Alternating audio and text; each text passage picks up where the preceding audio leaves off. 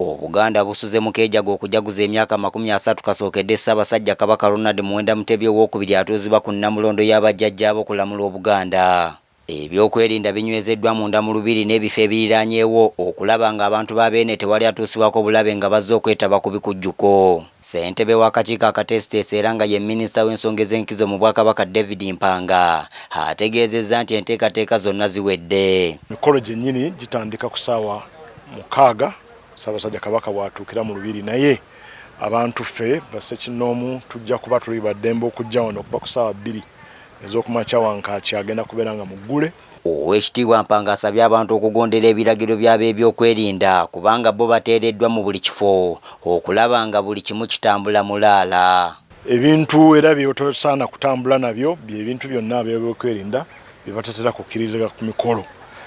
Gamba ng'ebintu ebisi oba ebintu eby'ekikulu ekyo. Bakozi b'effujjo guno omukolo gwa Kabaka tukusaba omanye nti omukolo gwa Kabaka mukolo guba gwa kitiibwa gwe totawaana kusemberera Lubiri. Amatikkira g'omwaka guno gatambulidde ku mulamwa. Tuwagire ebika byaffe tunyweze Nnamulondo. Ebyo nga biri awo, Katikkiro wa Buganda asabye abantu okukozesa intaneti okwongera ku kumanya kwabwe era batambule n'omulembe. Bino bibadde mu bubaka bw'atisse omumyuka we owookubiri Robert Wagwansibirwa ku mukolo Airtel Uganda kwetongoleza enkola ya 5G okwongera amaanyi ku intaneti. Amayengo gano gaddukira ku speed mpitirivu.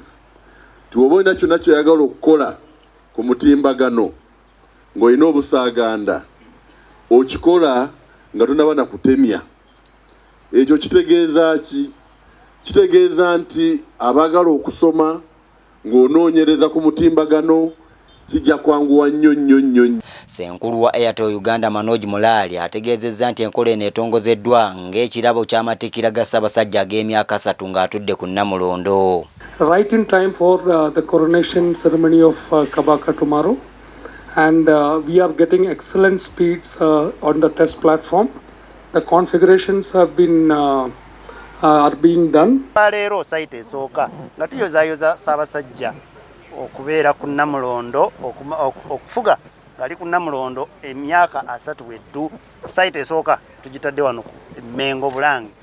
Ataakulira ekitongole ekirungamya ebyempuliziganya mu ggwanga Irene Kaggwa Ssewankambo asabye bannayuganda abakozesa intaneti okwettanira enkola eno kubanga y'amaanyi okusinziira ku zibaddewo. We want to enjoy these speeds in all facets of our lives.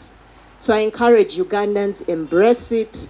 Yes, you need a 5G enabled device or compatible device. So if you have a 2G Katochi, please don't look for 5G and complain Chiwani oba Mpeze. Enkola y'amayengo eno ya 5G etongozeddwa eri ku mukutu gwa Airtel Uganda ne Twolekera. Nze Andrew Sebbira, Mengo mu Kampala. 5G